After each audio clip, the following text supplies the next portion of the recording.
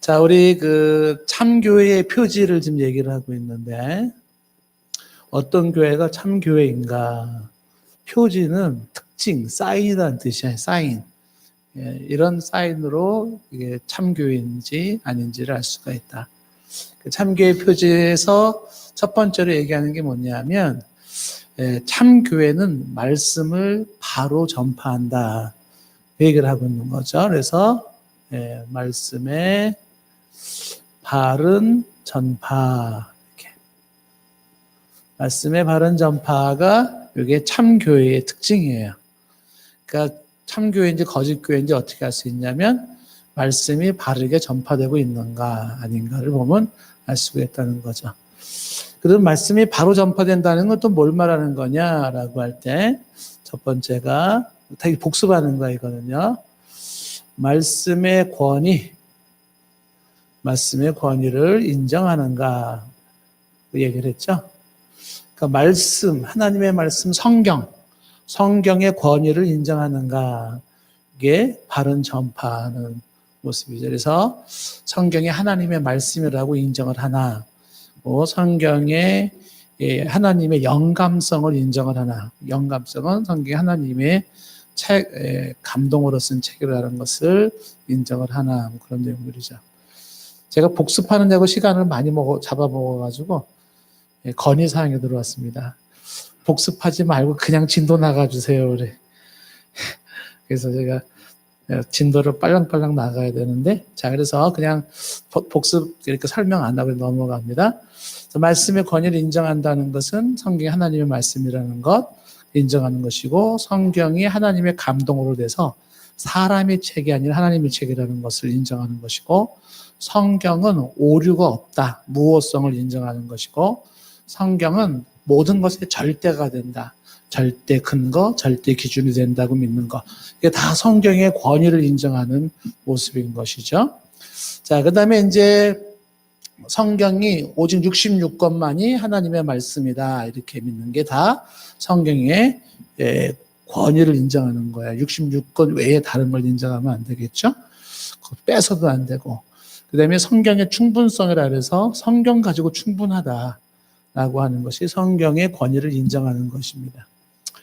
그 다음에 이제 두 번째, 말씀의 바른 전파가 뭘 말하는 거냐라고 할 때, 말씀의 바른 해석이죠. 그러니까 성경 말씀을 바르게 해석하는가, 바른 해석을 하는가. 그러니까 성경 말씀의 바른 해석을 하는 게 말씀의 바른 전파예요. 이게 굉장히 어려운 작업이에요. 말씀의 바른 해석. 그래서 말씀의 해석에서 우리가 지난번에 얘기한 게 조심해야 되는 게 뭐라 그랬어요? 말씀을 주관적으로 해석하면 안 된다. 말씀의 객관적 해석을 해야 된다 그랬는데, 이게 조금 애매모호할 수가 있어요. 왜냐하면은 과연 객관성이라는 게 있는 거냐라고 하는 이제 질문이 나오거든요. 다 결국은 주관적인 게 아니냐, 이렇게 얘기를 하는데, 제가 얘기하는 이 성경의 바른 해석에서 성경을 주관적으로 해석하지 말라는 거는, 쉽게 말하면 성경을 내 생각, 내가 가지고 있는 주장, 내 철학, 여기다가 맞추려고 하지 마라. 그렇게 하는 게 아니라 내가 성경에 맞춰야 돼요. 그러니까 내 생각도 성경에 맞춰서 바꿔야 되고, 내가 가지고 있는 가치관도 성경을 맞춰서 바꿔야 되고, 내가 가지고 있는 세계관도 성경에 맞춰서 바꿔야 돼요. 내 삶의 습관도, 문화도 심지어 성경에 맞춰서 바꿔야 돼요. 성경에 맞춰야 되는데, 성경을 나한테 맞추려고 그러면 내가 가지고 있는 시나리오, 내가 가지고 있는 생각을 성경에 유사한 거를 다 끄집어 온단 말이죠. 끄집어 와서 어떻게 해요? 그렇게 해서 성경을 해석을 한다. 그게 이제 문제가 되는 거죠. 좀 이따 한번 예도 한번 좀 더 들어보겠습니다만은, 성경의 바른 해석은, 성경은 주관적 해석을 하지 말고 객관적 해석을 하라. 그래서 성경의 우리의 역사의 신앙의 선조들 중에서 성경 해석을 잘 해놓았던 그러한 것들이 무엇인지를 보면서 그 내용들을 받아들이는 게 중요한 거예요. 내가 홀로 깨달은 무엇인가를 말하려고 하면은 굉장히 오류가 심해집니다. 최근에도 우리 교단 신문에 한 목사님이 글을 썼어요. 써가지고서 이제 인간의 이성일 인격이라고 뭐 하면서 이제 글을 쓴 게 있는데, 그래서 우리 김진국 목사님하고 보면서 이건 너무 나갔다. 어떻게 예수님의 이성 1인격이 인간의 이성 1인격이 되고 하나님이 인간을 두 번 창조한 게 되고, 이제 그분은 이제 그 생각을 근거로 성경을 보니까 아이고 이거 뭐 구원도 이거 보니까 하나님이 이중 창조를 해서 창세 전의 창조와 창조 후의 창조로 해서 막 이렇게 막 은혜가 막 되는 거죠. 근데 이건 주관적 해석이에요. 내 생각에 이렇게 성경을 맞추는 거죠. 그게 아니라 성경에 대해서 역사적으로 수많은 신앙의 선조들이 어떻게 말해왔는지에 대한 것을 거기에다가 내 생각을 맞춰야 되는 거예요. 그래서 객관성이라는 것은 그래서 역사성, 그리고 다수의 사람들에 의하여서 검증된 내용들, 이런 것들을 받아들이는 게 중요하다. 어느 날 내가 꿈에 받은 계시나 환상을 가지고 그걸 가지고 마치 성경에 대한 진리인 것처럼 말하면 대단히 곤란해진다라는 거죠. 그러니까 꿈에 나타날 수도 있고 또 환상을 볼 수도 있어요. 그러나 그 꿈에 본 거나 환상을 본 것도 어떻게 해요? 검증을 받아야 되겠죠. 객관적으로 검증을 받아야 된다. 그러니까 이런 객관성이라고 하는 부분들을 인식하지 못하면 소위 말해 이단의 시나리오가 나오는 거죠. 각종의 시나리오가. 그 말씀의 바른 해석이라고 하는 것은 주관적인 해석이 아니라 객관적 해석이 되고, 그 다음에 사전적 해석을 하지 말고 통전적 해석을 하라고 하는 것은 단어 하나를 가지고 확대시키지 마라, 너무. 그 단어를 이해하려면 문장 속에서 단어가 어떻게 쓰여졌는지 봐야 되고, 문장은 문단 속에서, 그 문단은 문맥 속에서, 그 문맥은 챕터에서, 챕터는 권, 한 권, 두 권에서, 그 권은 신약과 구약에서. 그래서 이 통전적으로 그 의미를 찾아야 된다. 안 그러면 아주 이상한 쪽이 된다고 그랬죠. 유다가 목매달아 죽으니라. 그러면 나도 목매달아 죽어야 되는 거냐. 뭐 이렇게 나온단 말이죠. 그 다음에 이제 그 말씀의 해석 중에 하나가 풍유적 해석이라 그래서 알레고리컬 해석을 얘기를 하는데, 이거는 이제 과도한 의미 부여를 하는 거죠.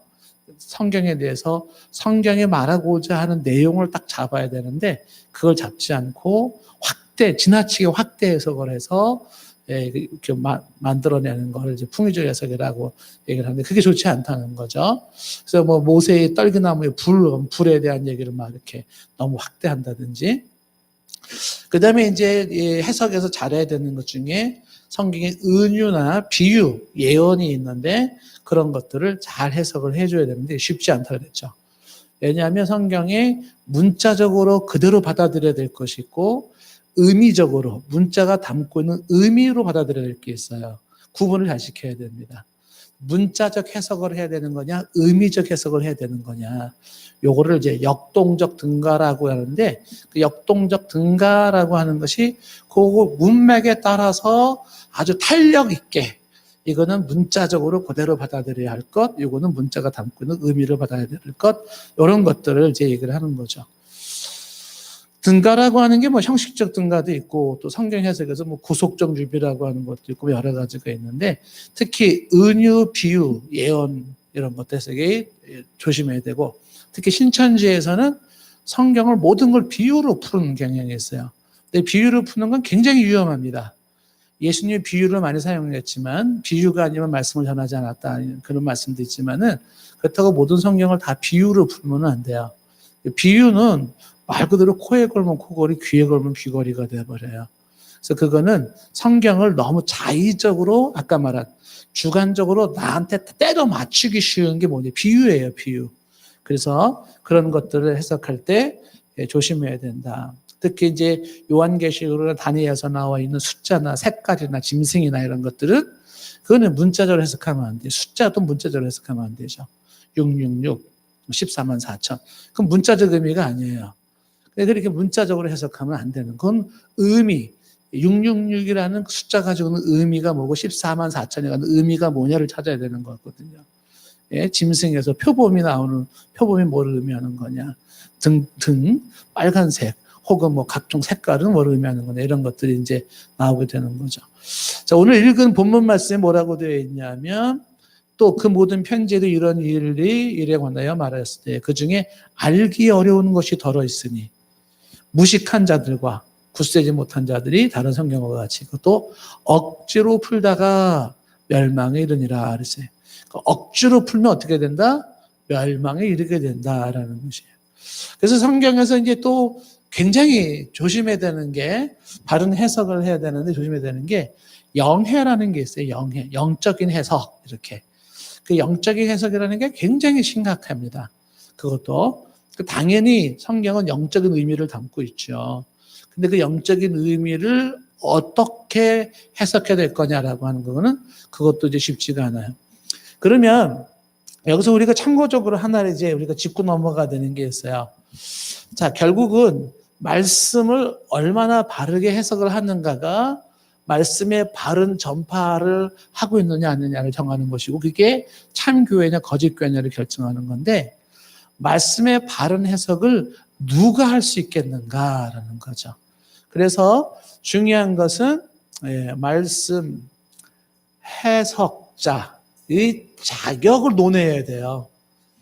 여기 이제 결국은 해석자가 누구냐라고 하는 부분이 문제가 되는 거죠.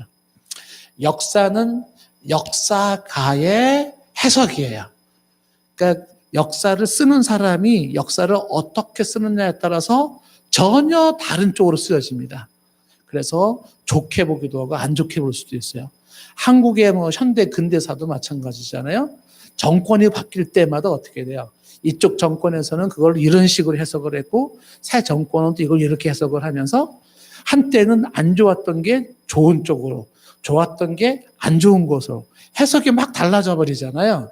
그래서 역사라고 하는 것은 말 그대로 해석자가 누구냐에 따라서 역사는 해석자, 역사가의 역사다 이렇게 역사가의 역사다 이렇게 얘기를 하지 않습니까? 그 마찬가지로 성경도 말씀 해석자가 누구냐에 따라서 결국은 해석이 전혀 달라질 수가 있습니다. 그런 말씀 해석은 과연 어떤 사람이 할 수 있을까?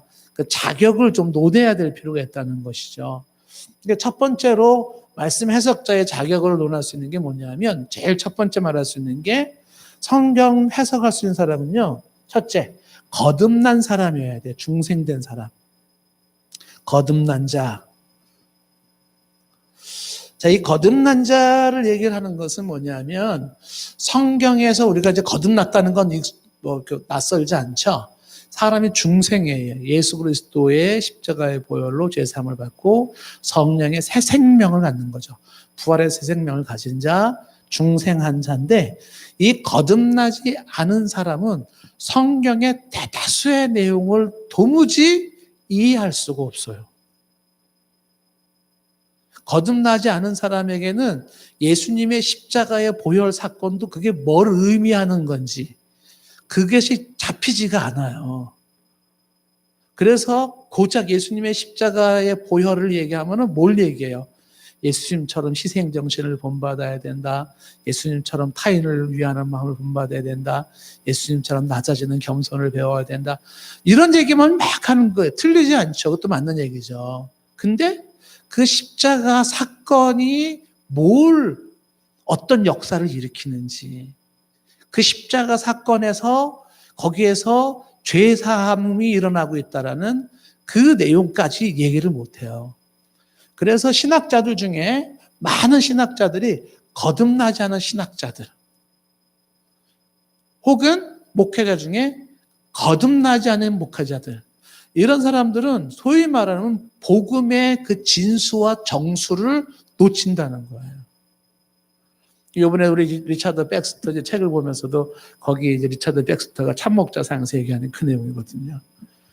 거듭나지 않은 설교자, 거듭나지 않은 목회자, 이런 사람들이 설교를 하고 목회를 할 때 얼마나 엄청난 복음의 비극을 가져오는가. 그러니까 이거는 지금 거듭남을 얘기를 하도 거듭나지 않은 사람에게는 이 얘기가 도무지 이게 와닿지가 않는 거예요. 뭐 이런저런 조금 이해하려는지 모르지만 와닿지가 않아요. 예. 니고데모처럼 사람이 어떻게 거듭나냐. 예. 이렇게 반문하는 거죠. 그러니까 성경을 해석하려고 그러면 진정으로 예수 그리스도의 십자가의 보혈 사건으로 인해서 거듭났는가 그런 사람이 이것을 해석을 해야 된다라는 것. 두 번째 해석자의 자격 중에 하나가 뭐냐면 인문학적인 소양이 있는가를 봐야 돼요. 인문학적 소양이라고 하는 거예요. 그 인문학적 소양이라고 하는 것이 어떤 사람은 야 성경이 무슨 인문학적 소양이 다 필요해 이런 건 다 필요 없어 성령이 깨닫게 하시는 거지 이렇게 생각하시는 분이 계시는데 그렇지 않죠. 하나님께서는 인문학을 우리에게 주셨고 그 인문학을 통하여서 우리로 하여금 이성적으로 이해하고 판단하고 그리고 분별할 수 있게 하신 거예요. 그래서 인문학적인 소양을 갖추지 않으면 말씀을 제대로 이해하지 못할 수 있다라고 하는 것입니다. 자, 인문학적 소양이라고 하는 부분을 얘기를 할 때, 한번 어떤 거를 한번 좀 예를 들어 볼 수 있을까요? 인문학적인 소양이 있다라는 거는 이제 이성적인 판단 혹은 합리적 사고, 논리적 사고, 국문학적인 소양 이런 것들이 인문학적인 건데 그런 게 없다 보니까 나타나는 현상 중에 하나가 예를 들면은 인자가 온 것은 양들로 생명을 얻게 하고 이렇게 딱 성경에 나왔어요. 요한복음 10장 10절. 그럼 그 인자를 어질인자 놈자자로 이해를 해서 예수님은 어진 사람이야. OX? X죠. 거기서 인자는 어진 사람이 아니죠. 인자가 뭐예요? 사람의 아들이죠. 사람인자 아들 자자잖아요. 이게 해석이 달라지는 거죠. 예전에 이제 제가 동영상을 하나 좀 봤는데 신천지에서 가르치는 교사를 목사님들이 초청을 해가지고 신천지 강의 좀 해봐라.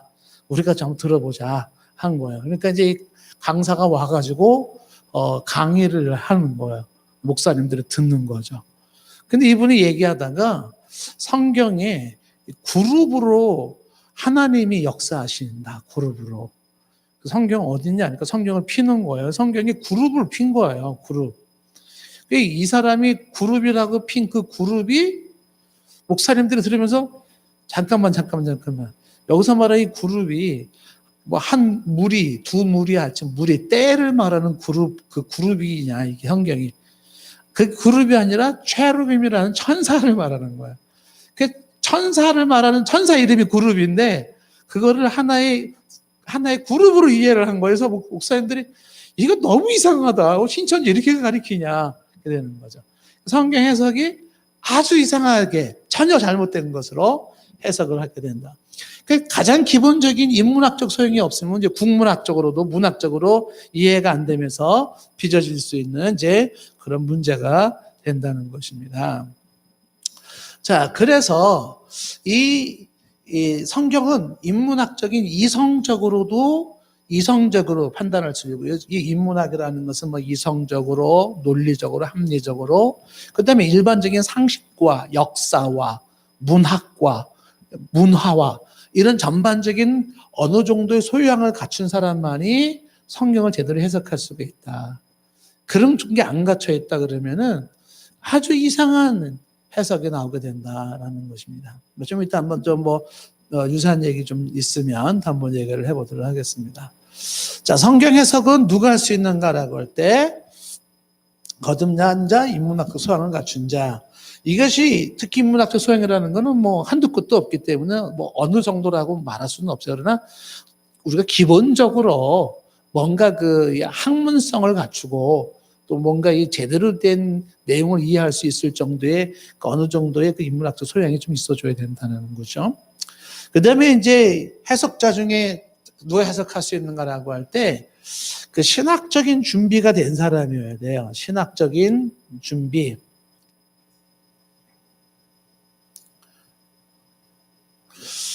신학적인 준비가 된 사람이 이걸 해야 된다라는 거죠. 신학적인 준비, 신학적인 소양이라고 하는 것인데, 여기서 이제 신학적이라고 얘기할 때, 신학을 공부하지 않은 사람들은 사실 성경 해석이 굉장히 어려워요.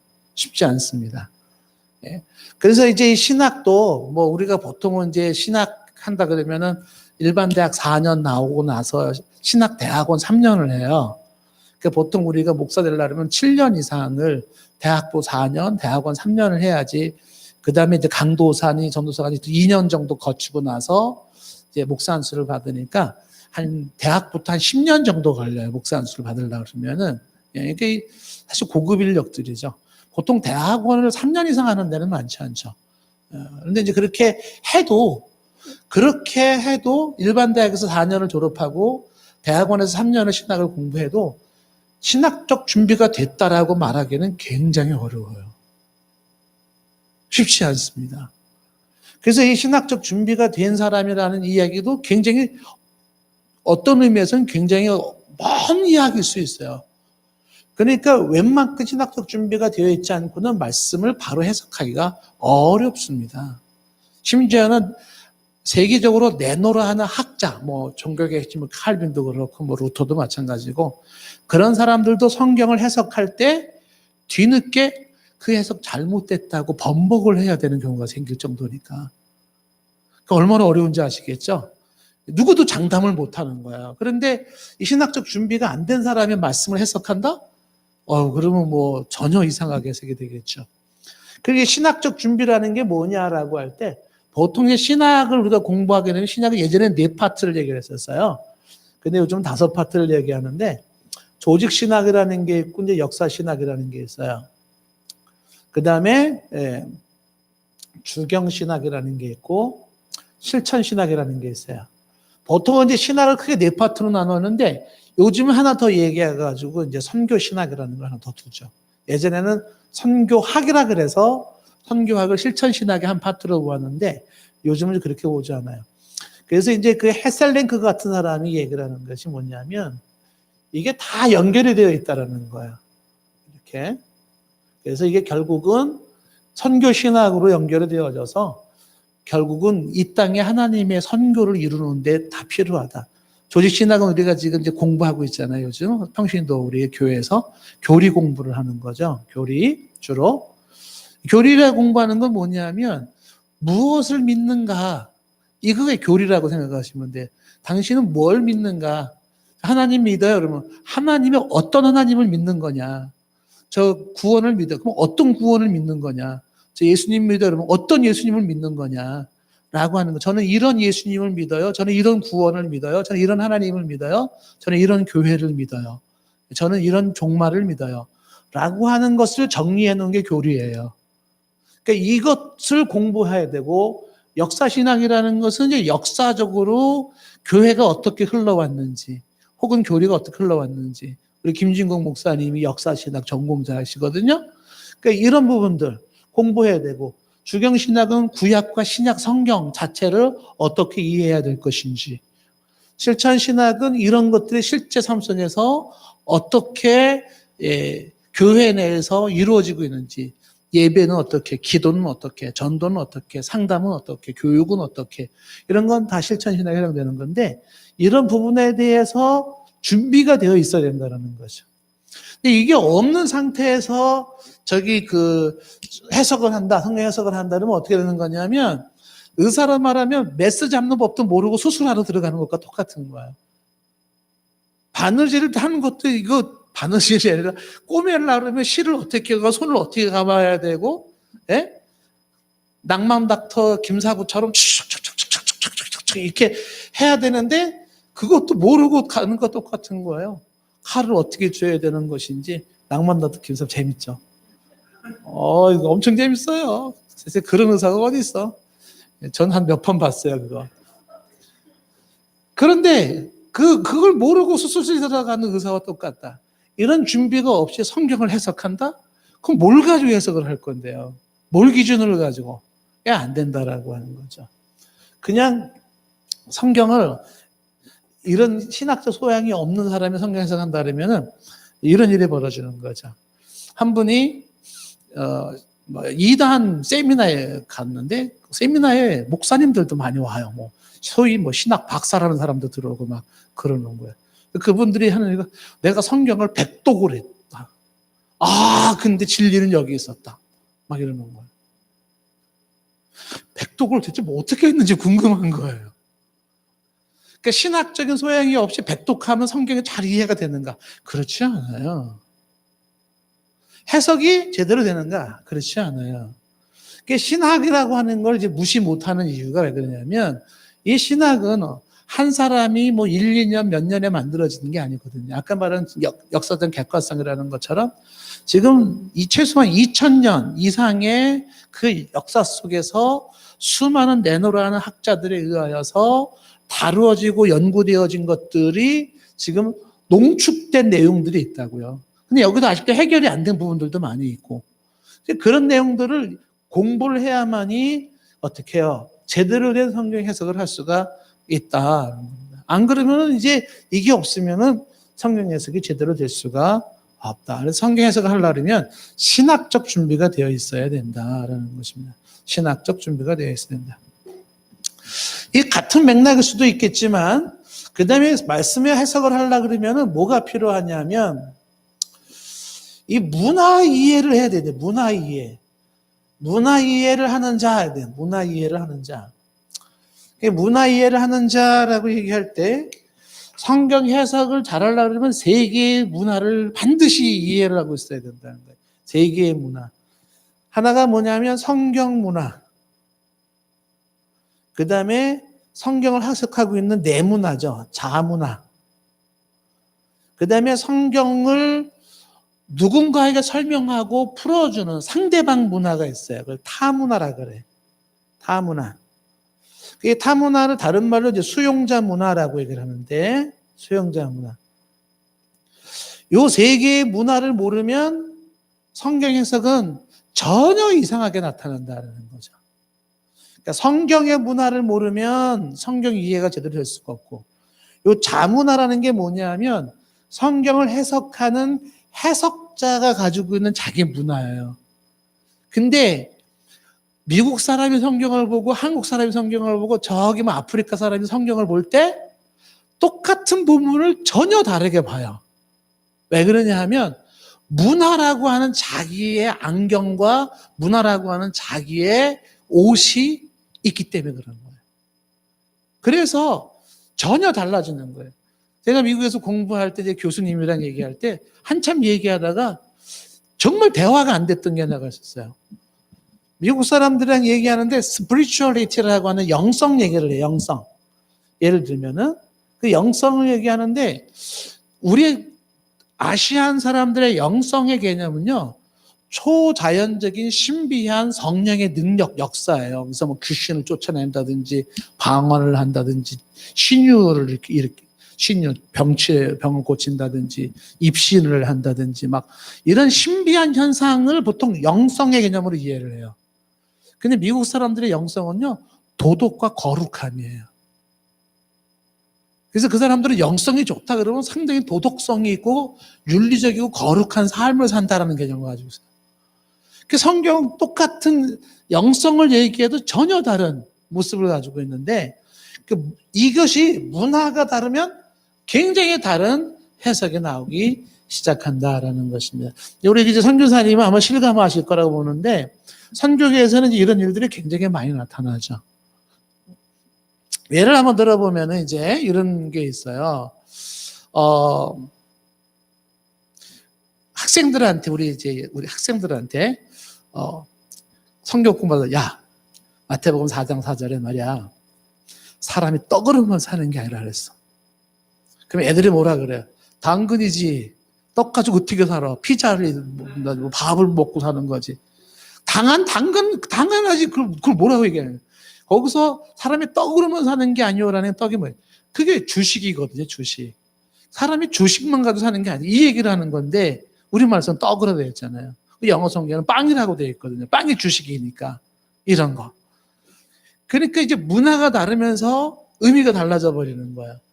야 예수님의 하늘로 승천한 이후에 제자들이 막 모였는데 120명이 마가의 다락방에 모여서 기도할 때 성령의 불을 받은 거야. 그럼 학생들이 다락에 120명이 들어간다고? 다락은 천장 밑에 조그만 데인데 거기 무슨 120명이 들어가냐. 뻥도 너무 심한 뻥이다. 시브리인들이 가지고 있는 그 마가다락, 우리 성지순례 갔다 오신 분 보셨잖아요. 마가다락방. 옥상이잖아요. 넓은. 그 다락이라고 하는 개념이 우리식으로 이해해서는 안 되는 거예요. 그러니까 해석이 달라져 버리는 모습이 되더라라고 하는 것이죠. 뭐 이런 것들이 이제 굉장히 많이 있어요. 예를 들면은 여호와는 나의 목자시니 이렇게 얘기를 하면 다윗 시대의 성경 문화에서의 목자는 양에게 얼마나 중요하겠어요. 그래서 하나님 목자로 얘기하는 거는 하나님이 우리에게 절대적으로 필요하신 분, 우리를 돌봐주시고 보호해 주시고 먹여주시는 분 이렇게 되는 거잖아요. 그런데 어떤 부족에서는 목자의 개념이 방탕하게 술 취한 자가 목자예요. 술 먹고 비틀비틀거리는 게 목자예요. 방탕스럽게 그냥 아무 데서나 쉬하고. 그럼 여호와는 나의 목자시니 그럼 그 사람들은 어떻게 이해할까요? 야, 하나님이 되게 방탕하게 술 취해가지고 그냥 엉망진창이구나. 이렇게 이해가 된다는 거예요. 전혀 다르게 해석이 되는 거죠. 어느 분이 골프를 굉장히 좋아하시는 분이 교회를 자기 교회 다니기로 결심했다. 그래서 목사님 왜 그런 결단을 했냐 그러니까 자기가 성경을 봤는데 하나님이 골프를 그렇게 좋아하는 줄 몰랐다는 거예요. 그래서 왜 그러냐고. 그러니까 성경에 나와 있다는 거예요. 그래서 목사님이 성경에 하나님이 골프를 좋아한다는 말이 있냐고. 목사님 그것도 몰랐냐고. 어디 있냐고. 그러니까 이분이 성경을 딱 펴서 시편 23편을 딱 핀 거예요. 그가 나를 푸른 초장으로 인도하시며 이 푸른 초장이 다 뭘 의미하는 거겠냐. 거기에 주의 지팡이와 막대기가 나를 그 지팡이 막대기가 다 뭘 의미하는 거냐고. 이게 다 이게 골프를 얘기하는 게 아니냐는 거. 나 하나님이 이렇게 골프를 좋아하는 줄 몰랐다고. 나 하나님 마음에 든다고. 시편 23편이 골프를 좋아하시는 하나님인가요? 사실 성경이 이삭할 이게 아까 말한 주관적 해석이기도 한 거예요. 나한테 맞추는. 그러니까 성경의 해석이 성경 문화를 모르면 전혀 다르게 이해가 되어진다. 제가 아프리카에 가가지고 이제 그 설교를 할 때 굉장히 조심스러운 게 있어요. 그게 뭐냐면 하나님 아버지라는 말하는 게 굉장히 조심스러워요. 왜냐하면 아프리카에서는요, 많은 애들이 아버지가 누군 줄을 모르는 애들이 너무 많아요. 그냥 10대만 넘어가면 그냥 아무 데서나 이제 막 그렇게 성관계를 해가지고 애가 임신을 하는데 그게 문제가 안 돼요.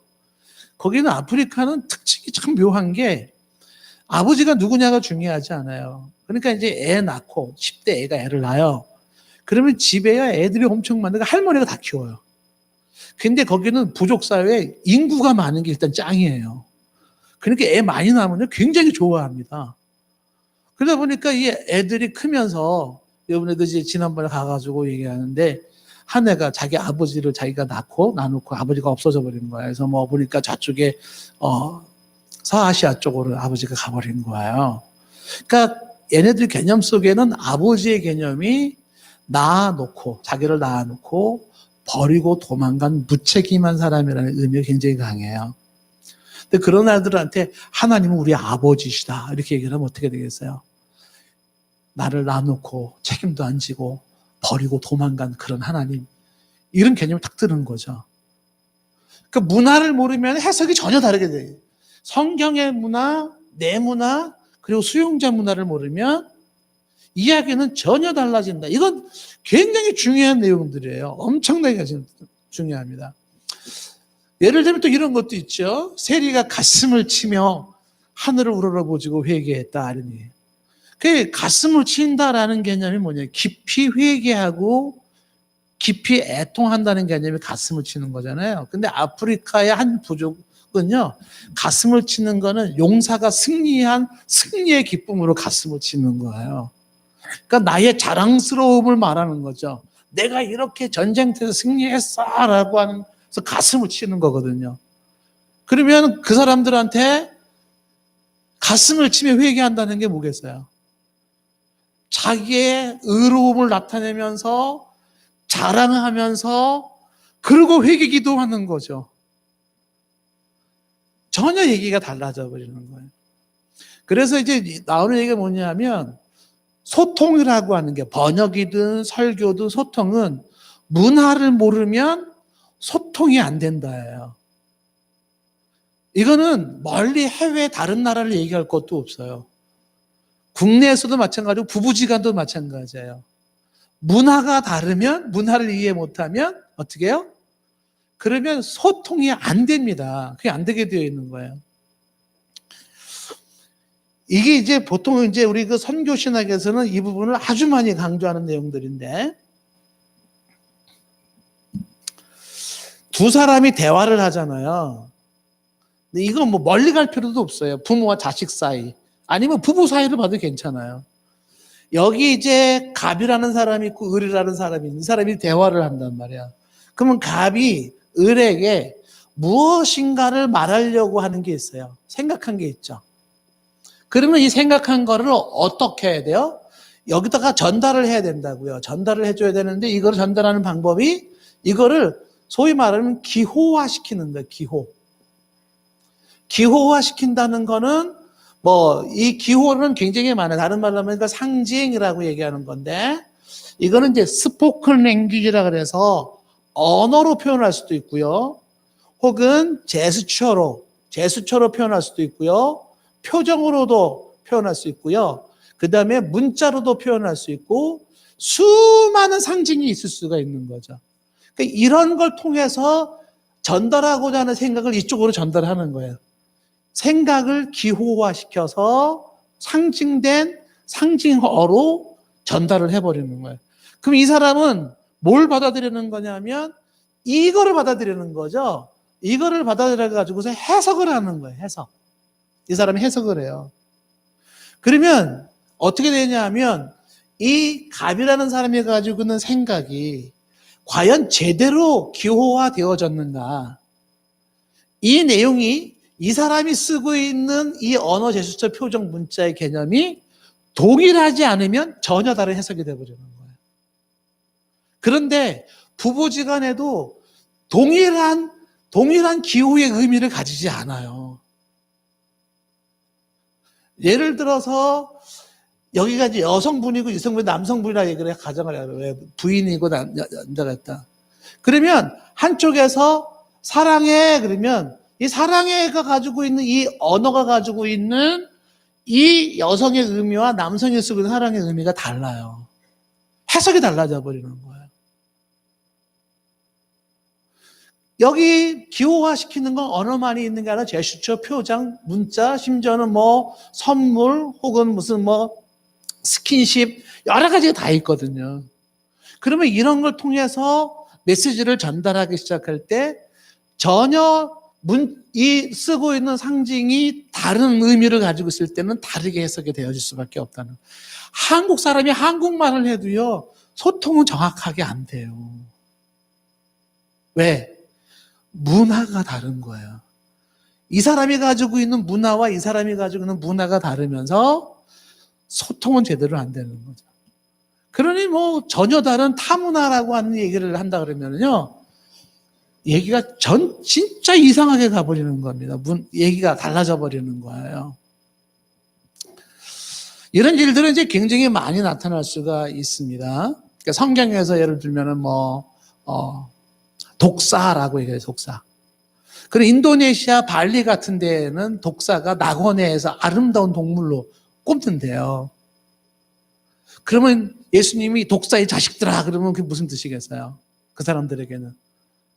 예, 낙원의 아름다운 자들이야 이렇게 돼버리는 거죠. 문화가 달라지면서 어떻게 되더라? 뜻이 달라지고 소통은 제대로 안 되더라는 것이에요. 좀 전에 이제 가슴을 치며라고 하는 것이 아프리카, 서부 아프리카에서는 용사가 자기 자랑하는 거라 그러고 있잖아요. 근데 성경에서 세리가 가슴을 치며 기도했다라는 것은 깊이 통회하며 기도한 거잖아요. 근데 그들에게는 깊이 통회하는 제스처가 뭐냐면 머리를 치는 거예요. 그럼 뭐라고 말해야 되겠어요?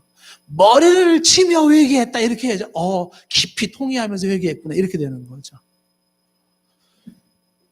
성경 해석이 굉장히 어려운 게 문화를 이해를 못하면, 특히 성경의 문화를 모르면 성경 이해가 제대로 안 되고요. 그것이 성경을 해석하는 사람이 가지고 있는 자문화, 이게 자문화라고 하는 이 자문화가 해석자의 문화, 혹은 전달자의 문화, 전파자, 선교사님들은 선교사님의 문화예요. 한국 선교사님은 한국 선교사님들이 가지고 있는 한국 문화라는 게 있거든요. 그 문화에 입각해서 성경을 이해하기 쉬워요. 그런데 상대방 문화는 어떻게 되냐면 전혀 다른 문화예요. 그랬을 때 이 문화를 모르면 세 개의 문화 중에 하나만 몰라도 어떻게 된다? 소통은 제대로 안 되는 거죠. 성경 번역 제대로 안 되죠. 제대로 안 되는 거예요. 그래서 이제 이런 얘기 나올 때 항상 얘기하는 게 뭐냐면, 소통에서는 항상 수용자 중심의 소통을 하라는 얘기를 해요. 수용자 중심의 소통을 해라. 제가 교회에서도 이렇게 있으면은 대화가 할 때 막 우리 교육자들끼리도 대화하고 막 대화가 한국말로 했는데도 대화가 잘 안 되는 거예요. 예? 지난번에 말씀드렸죠. 우리 목사님들이 교회 와가지고 저기 목사님들이 여기 노보텔 그 식사하러 갈 거니까 그 목사님들 좀 차로다가 이렇게 좀 모셔다 드리고 모셨으면 좋겠다. 예, 이렇게 얘기를 했어요. 그래서 이제 원래 목사님들이 이제 끝나고 내려갔는데 교회 차가 없어진 거예요. 어디 갔나로 전화를 해봤더니 노보텔에 와 있대요. 그래서 아니 여기 있는 분이 모시러 가라고 그래요. 아 그런 거였나요? 거기서 모셔오라는 게 아니었나? 이래 되는 거예요. 이게 참 평범한 얘기 같은데 소통이 정말 이상하게 돼버리는 거예요. 예. 주인집이 그 종한테 얘기한 거야. 내일 저기 전주 좀 다녀와야 되겠다. 그러니까 예 알겠습니다. 주인이 아침에 일어났더니 종이 없어진 거야. 말도 없고. 그리고 밤에 늦게 막 온 거예요. 야, 너 어디 갔다 왔냐? 전주 갔다 왔습니다. 그러더라는 거잖아요. 그래서 이놈아, 날 태워가지고 전주를 갔다 오라는 거지. 네가 전주 갔다 뭐하러 갔다 왔냐, 지금. 소통이 어렵다 싶다? 무지 어려워요. 부부지간에도 소통이 어렵다 싶다? 무지 어렵습니다. 쓰는 단어의 의미가 달라요. 역점이 다르고, 생각하는 게 다르고, 기호 상징이 다르다. 그래서 이 성경 해석을 잘하려고 그러면은 성경 문화, 자문화, 타문화라고 하는 이 문화에 대한 이해를 할 수 있는 자만이 성경 해석을 할 수가 있다. 일부 사람들은 뭐 연자맷돌, 그런 연자맷돌이 뭔지도 모르는 사람도 있고, 그래서 좀 어려운 얘기를 이제 외연적 의미, 내포적 의미, 명시적 의미, 암시적 의미라는 걸 이제 알아야 된다는 거죠. 그 다음에 성경 해석을 위해서, 성경 해석은 누가 할 수 있을까라고 할 때, 성경 해석을 하기 위해서는 필요한 게 뭐냐면, 다섯 번째가 성경의 원어를 알아야 돼요. 그래서 가장 기본적으로 히브리어, 헬라어, 아람어를 알고 있어야 됩니다. 그래야지만이 성경에 대한 제대로 이해할 수가 있게 된다라는 거죠. 그러니까 원어를 모르면 성경에 대한 제대로 이해가 안 된다라는 것이고요. 그 다음에 성경에 대한 그 역사적 배경, 지리적 배경이 문화로 포함될 수 있는 것이고, 그런 것도 알아야 되고, 그 다음에 이제 필요하다 그러면 사본학에 대해서도 좀 알아둘 필요가 있죠. 지난번에 말했지만 성경의 원본은 없다 그랬잖아요. 성경에 대해서 원본이 그것을 뺏겨 쓴 사본들이, 수많은 사본들이 있다 그랬죠. 그 사본들을 또 낡아지고 또 뺏겨 쓴 사본들이 있다 그랬죠. 이 사본들이라고 하는 뺏겨 쓴 사본들만도 종류가 수천 종류가 넘어요.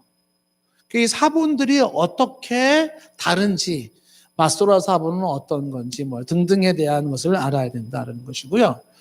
그 다음에 이제 성경에 해석해서 자격자 중에 하나 꼽을 수 있는 게 뭐냐면 그 다음에 성령의 조명을 받는 자예요. 성령의 조명이라고 하는 것은, 조명은 흔한 얘기로 무대에, 연극할 때 무대에 빛이 쫙 비춰지는 거 있잖아요. 그게 조명이에요. 그런 것처럼 성령께서 빛을 비춰주심으로 보여지는 거거든요. 그게 성령의 조명이라고 하는 건데, 앞에서 얘기한 것처럼 거듭나지 않은 사람에게는 그 거듭나지 않은 사람에게는 영적인 의미가 이해가 안 되는 것처럼 성령이 조명하지 않으면 어떻게 돼요? 성경 내용이 알아지질 않는 거예요. 그래서 아무리 인문학적인 소양이 좋다 하더라도 성령의 조명이 없거나 거듭나지 않으면은요, 일반 뭐 내노라는 뭐 공학 박사, 무슨 의학 박사라 하더라도요, 성경 이해 못 합니다. 안 돼요. 네. 그리고 성령께서 깨닫게 하지 않으면 안 된다는 것이고, 혹자는 다 필요 없어. 성령께서 조명만 해주시면 돼 라고 생각하는 사람이 있는데, 이런 식으로 이것만 강조해서 나타난 현상이 역사적으로 신비주의라는 거예요. 그러니까 신비주의자들이 빠지기 쉬운 게 뭐냐면 성령의 조명만 있으면 된다. 그래서 이 신비주의자들은 성령의 오늘도 비치시는 조명은 성경보다도 권위가 있다고 본 거예요. 우리가 말씀의 바른 선포라고 할 때 말씀의 권위를 인정하는 거 그랬잖아요. 신비주의는 말씀의 권위를 인정하지 않아요. 그럼 뭘 인정할까요? 지금도 계시하시는 그 계시를 더 중요하게 생각하는 거죠. 말씀보다 더 중요한 건 성령이 지금 내게 말씀하시는 게 더 중요하고 성령이 내게 깨닫게 하시는 게 더 중요하다고 생각하는 거죠. 그렇게 신비주의에 빠지면 그게 뭐예요? 말씀에 대한 바른 전파가 이루어지는 참교회가 아니다라는 거예요. 그래서 성령의 조명을 받는다는 건 필연적으로 필요하지만 이것이 지금 앞에 나와 있는 내용들을 무시했을 때 성령의 조명인지 자기 생각인지 느낌인지 구분을 못하는 거죠. 그래서 이 성령의 조명을 받는 사람, 소위 하나님의 음성을 듣는 사람들이 갖는 함정이 뭐냐면 그게 하나님의 음성인지 네 생각인지 구분을 잘 못하는 거예요. 그래서 재미난 현상이 뭐냐면 하나님의 음성을 듣는 사람들이 기도를 한다고요. 5사람이 예를 들어서 기도를 하는 거죠. 자, 우리가 이제 선교를 나가려고 한다. 하나님의 음성을 듣자. 주여, 우리가 어디로 가오리까? 말씀하옵소서. 근데 5사람이 다 얘기가 달라요. 그럼 어디로 가야 돼요? 다시 기도하자. 다시도 막 기도하는데 막 달라요. 다르다가 얘기의 공통점을 찾아보니까 나는 나무가 보였다. 나는 숲이 보였다. 나는 저 뜨거운 열기를 느꼈다. 그러면 열대지방의 정글? 이렇게 생각이 되는 거예요. 그럼 거기가 어딜까? 아프리카일까? 저 남미일까? 뭐 우리 페낭에서 오셨거든요. 말레이시아 페낭일까? 뭐 이렇게 되는 거죠. 예? 그러면은 하다가 또 안 맞아요. 왜? 똑같지가 않아. 그럼 몇 번 기도하다 결론이 뭔지 아세요? 리더가 받은 대로 하자. 리더가 받은 대로 나가는 거예요. 굉장히 어려워요.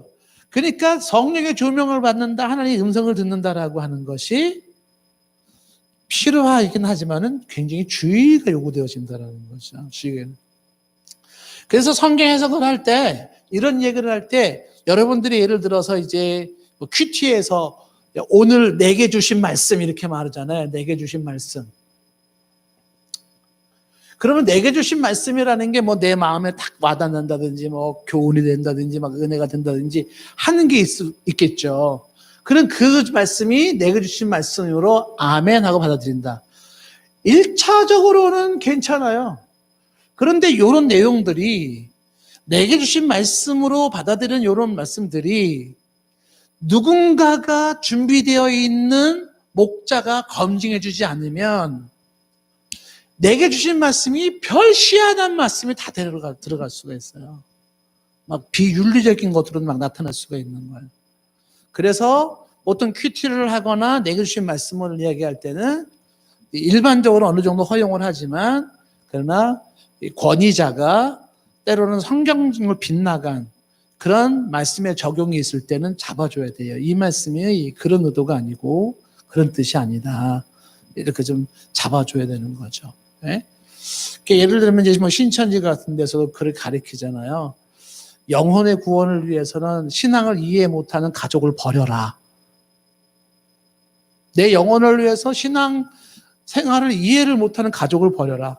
남편이 이해 못하냐? 그러면 이혼해라. 가르치는 거잖아요. 근데 이혼도 그냥 신앙이 안 맞아서 이혼해 그러면 신천지 이상하게 생각하니까 가르쳐 주잖아요. 남편이 폭력을 쓰게 만들어라. 그래서 폭력 때문에 이혼했다고 만드는. 그래서 남편을 폭력 쓰게 만드는 방법을 가르쳐 주잖아요. 욕실에 가가지고 샤워기 가지고 막 멍들게 만든 다음에 남편이 때려서 그랬다. 뭐 이렇게 나온다든지 남편 승질을 막 긁어가지고 남편이 폭발해버리면 그거 가지고 저 있잖아요. 폭행당하고 있거든요. 그래 보호받기로 하래. 경찰 출동하고. 그런 식으로 해서 이제 이혼을 딱 하고 말이죠. 그리고 또 이혼하면서 또 위자료나 뭐 그 재산 분할하는 것도 가르쳐 주잖아요. 어떻게 해야지 많이 뺐는지 이런 것도 가르쳐 준다잖아요. 그 신천지에 들어갔던 사람이 증언이에요. 유튜브에 보면 다 나와요. 예. 그런 것들이 말씀을 어떻게 이해했기 때문에 그런가 하는 거예요. 그러니까 이 검증되지 아니한 사람들이 성경 말씀을 적용한 때는 비윤리적으로 비도덕적으로 얼마든지 나쁘게 적용이 될 수가 있다라는 것이죠. 자, 하나만 더 얘기를 한다 그러면 우리가 이 성경의 그 바른 해석을 이야기한다라고 할 때 바른 해석에서는 지금 해석자의 자격이 이리도 중요하다라고 했었잖아요. 하나만 더 간단하게 얘기를 한다 그러면 말씀의 바른 전파는 말씀의 권위를 인정하고 말씀의 바른 해석을 하는 거잖아요. 그 다음에 세 번째가 뭐냐면 말씀의 능력이 있는가.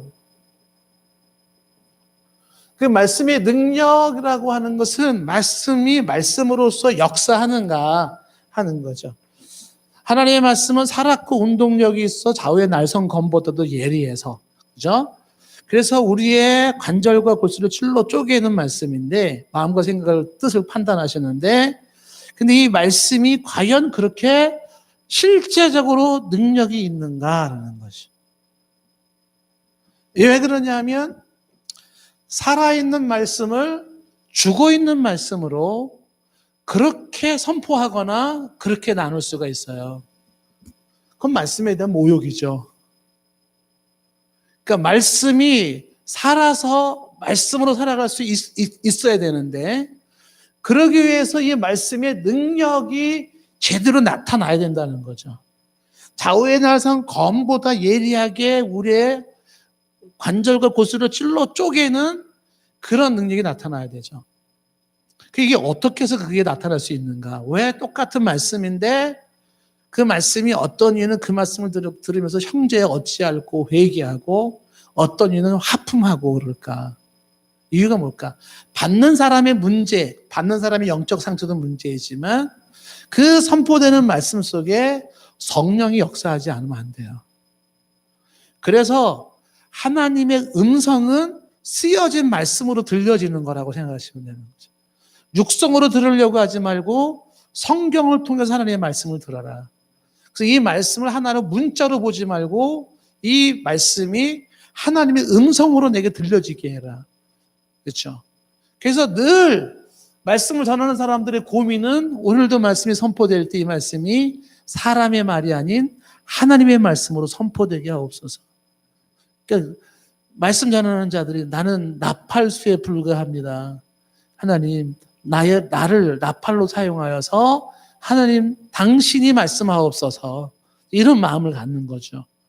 그래서 말씀이 죽어있는 말씀이 아닌 살아있는 말씀으로 듣는 이에게 심령을 치게 하고 병든 자를 영혼을 치료하고 죽은 영혼을 살리고 잠든 영혼을 깨우고 그리고 삶을 바꾸고 변화시키는 이러한 말씀이 제대로 그런 말씀이 있는 곳이 말씀이 바로 선포되는 것이다. 그래서 우리 이제 그 백스터 같은 사람도 얘기를 하지만은요, 말씀을 전하는 사람이 살아있는 하나님의 말씀을 죽은 말씀으로 전하지 말아라. 그 말씀을 가볍게 전하지 마라. 그 말씀을 이렇게 뭐 하나 농담거리로 얘기하지 마라. 그런 얘기를 자꾸 하는 거예요. 그렇게 넘어갈 말씀이 아니라는 거죠. 우리 교회를 저는 볼 때 교회가 참 좋은 교회라고 생각을 드는 이유가 저희 교회는 말씀이 살아있는 교회잖아요. 네. 동의를 안 하시는 분 뭐 할 수 없어요. 뭐. 네, 그렇지만 말씀이 살아있다는 증거를 대봐라. 성영호 집사님 말씀에 은혜 받잖아요. 증거. 네? 말씀 듣다가 막 눈물이 앞을 가리고 막. 그 서집사님은 저 긍지를 가지셔야 돼. 주께서 이 말씀이 살아있음을 나를 통해서 지금 증명되고 있음, 도구로 쓰여짐을 기뻐하시면서, 예. 우리 서집사님뿐만이 아니죠. 예. 저희 교회는 이제 선교사님 계시는데 특징이 주일날 예배 때 울면서 가는 성도들이 참 많아요. 말씀의 역사죠, 말씀의 역사. 예. 단순한 신세한탄이 아니라 하나님이 내 마음을 터치하시고 역사하시면서 빚으시는 그런 게 있잖아요. 근데 이런 거 계속 살아나야 돼요. 그래서 여러분들도 기도를 하시기를 주여 말씀이 선포될 때 그 말씀이 하나님의 말씀이 되게 하옵소서. 그래서 이 성경 말씀이 하나님 말씀으로 들려질 수 있도록 그렇게 되겠죠. 자, 오늘은 이제 참교회의 표지로서 말씀의 바른 전파가 있는 곳이 참교회다. 이런 내용을 했고요. 다음 시간에 이제 또 두 번째 참교회 표지를 또 우리가 좀 보도록 하겠습니다. 기도하겠습니다.